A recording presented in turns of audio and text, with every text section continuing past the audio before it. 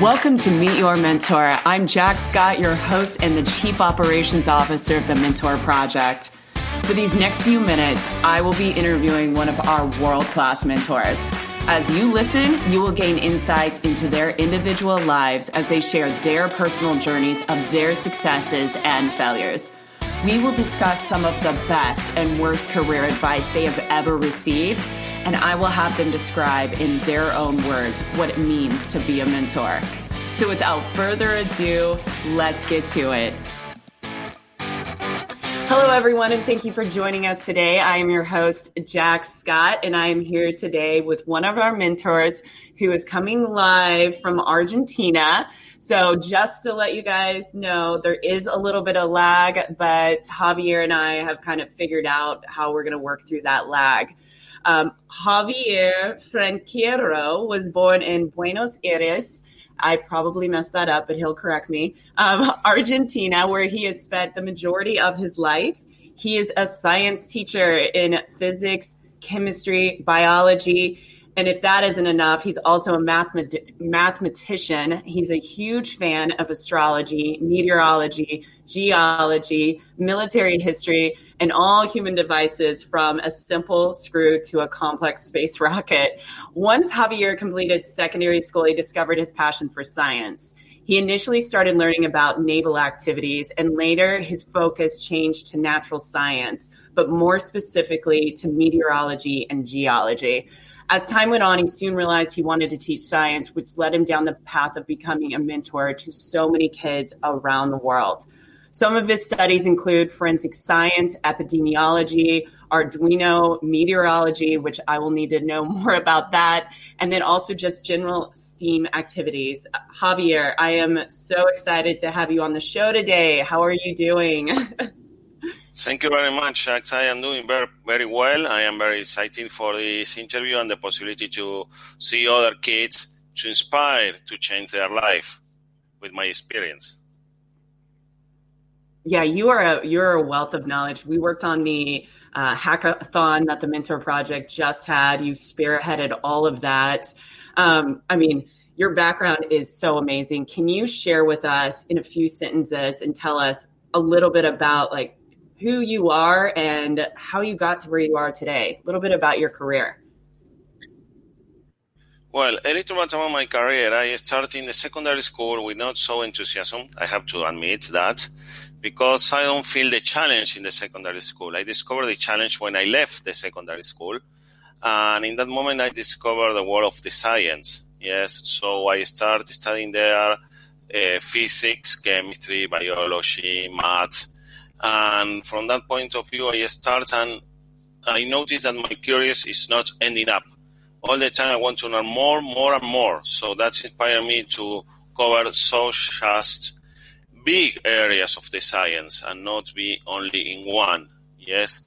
So that is a little more my background, just in a few lines.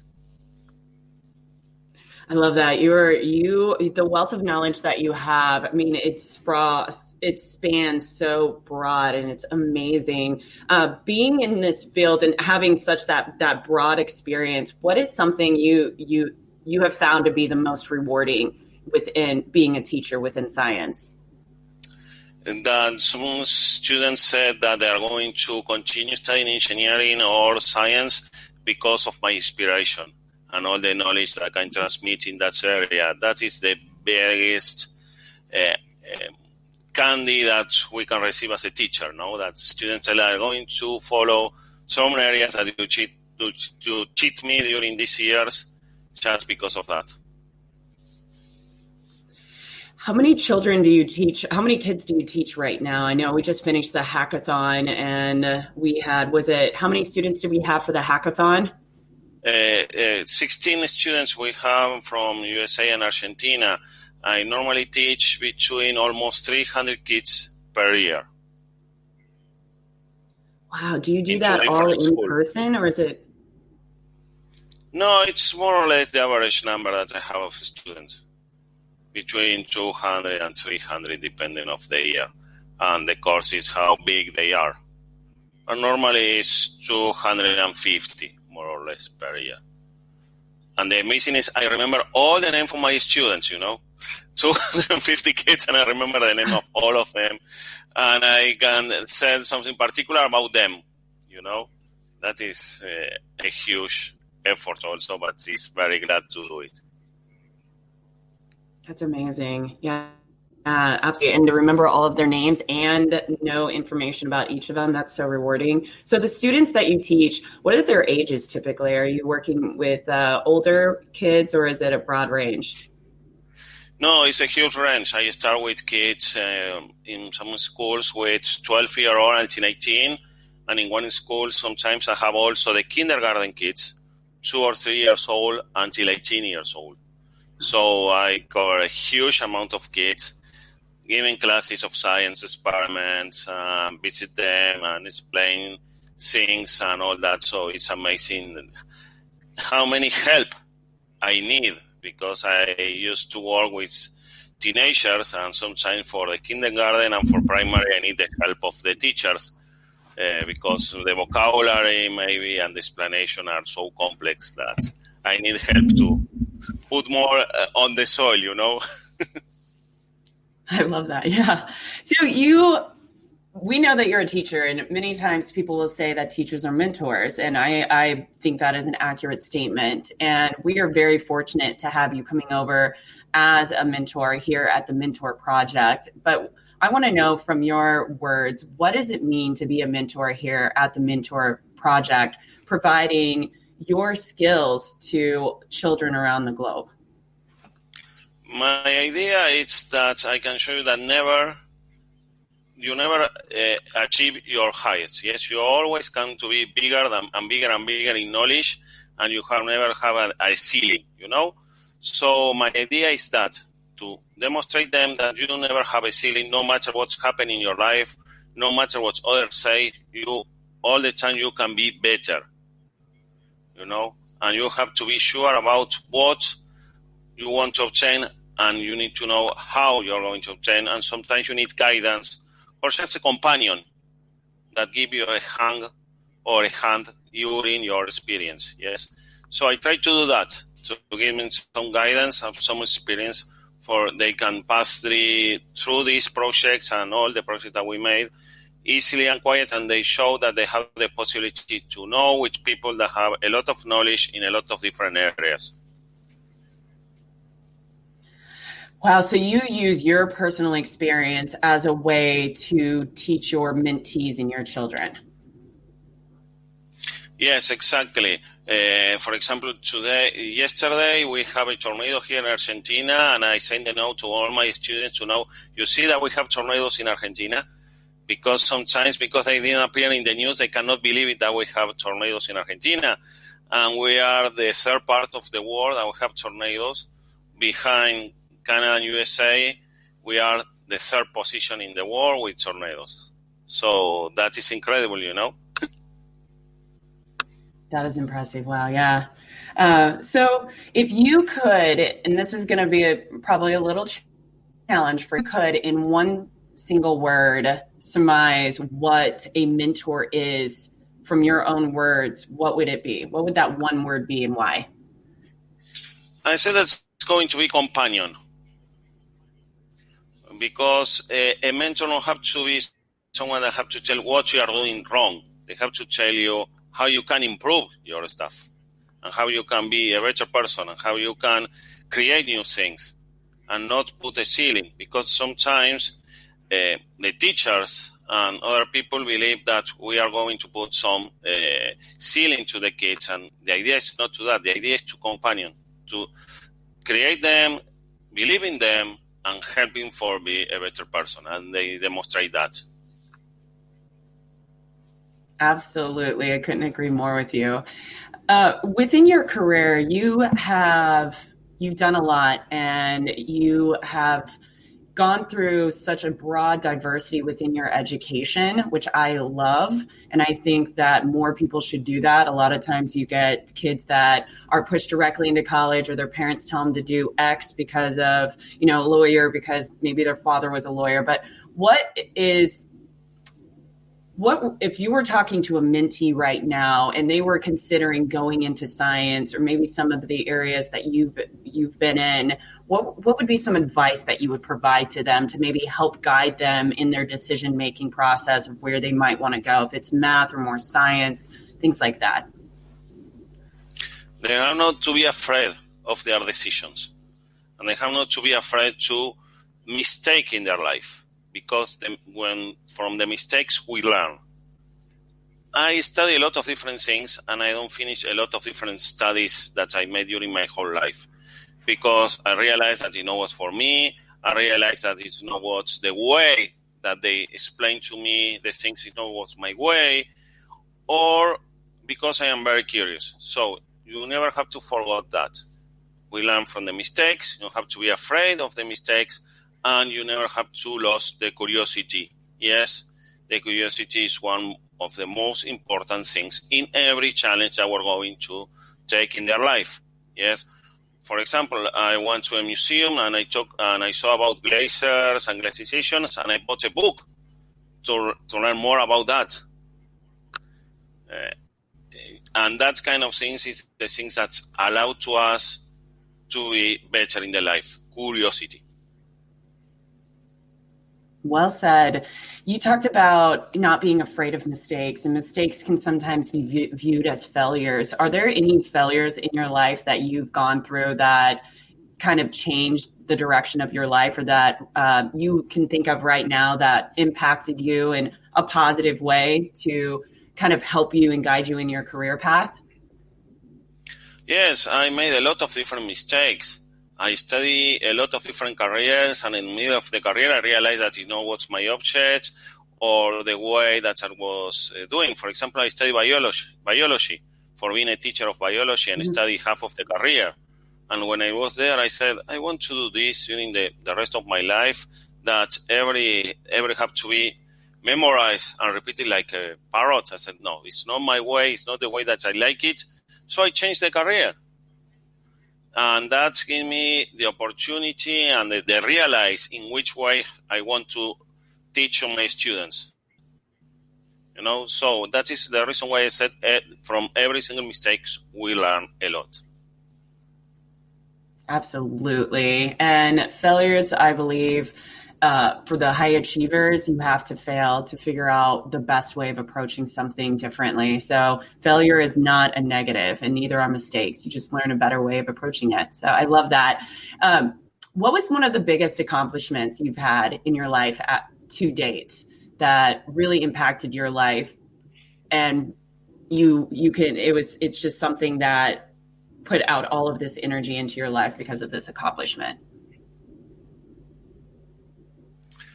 I couldn't say that this was a point, but I could say different things or facts, yes, that happened during my life, during the last 3 years, I could say, that changed completely the way that I saw the whole world. One of them was I can participate in the launch of the rocket in Cape Canaveral, and 3 days later I saw the solar eclipse in USA, in Cape Canaveral also. And that showed me how small we are against of the nature. So I realized in that moment that we are just a dot in the universe, and we need to understand that, because we don't realize about that, and that we need the help of others to be bigger than we are now. That's the reason why I inspire in the hackathon, and we do it in this way, in that way that it was mixed kids from different countries and work together. Because we need that. We need the cooperation, not only the people that have the same ideas or they live in the same country, with people that live in another continent or in another area, or they manage another language, with other cultures, with other timetables. We need that to be better in our life. I absolutely agree. That is beautiful. Yeah, we are very small when you think about nature, like hurricanes, tornadoes, things that are around us. We're tiny in comparison to that. That's beautiful. What is the worst advice you have ever received in your life and why? I love this question. Yes, the worst advice was, we are not good enough to do that.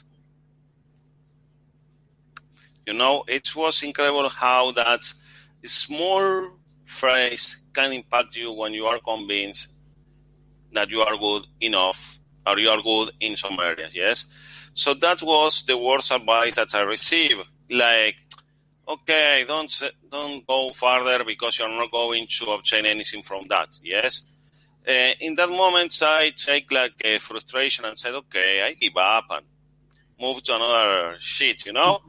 But later with the years, I took in the other way around. I take, you never give up.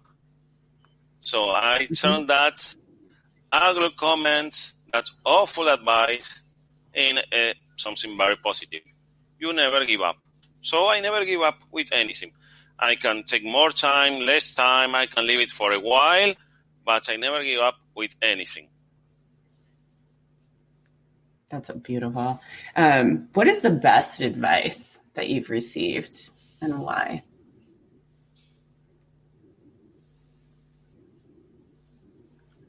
Sorry, I have a problem with the connection. You can tell me a question again, please? Yeah, absolutely. So we just talked about the worst advice. What was the best advice you had received and why?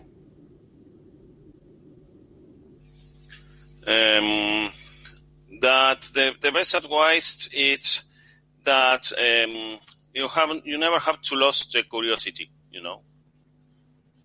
You never have to maintain your spirit, your flame, you know, all your internal parts, integrity as a one, and you never try to live that the things affects to you, because you're going to cross with very good people, with very bad people, yes, during the whole life, and you have to maintain your convictions and your way that you think about certain things at the same time, all the time.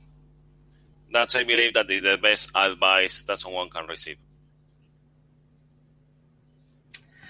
I love that. So you are good enough, and keep your curiosity open and keep learning, keep growing. I love that, Javier. What is your number one favorite quote? It doesn't have to be your number one. Maybe it's your most current quote, but what is a quote that you live by, or maybe you've used recently within your life that you can share with us?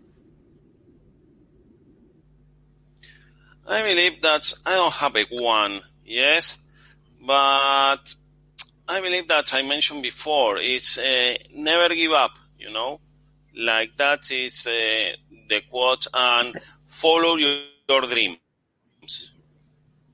you know.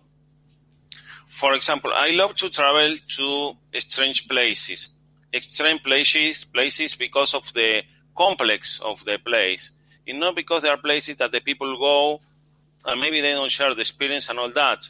So before I started the pandemic, I was trying to travel to Chernobyl to explain how is that and the effect that they have in the whole world around, yes?